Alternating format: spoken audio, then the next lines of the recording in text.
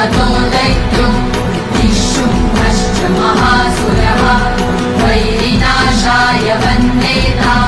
कालिकां शङ्करप्रियां Brahmi Shaivi Vaishnavi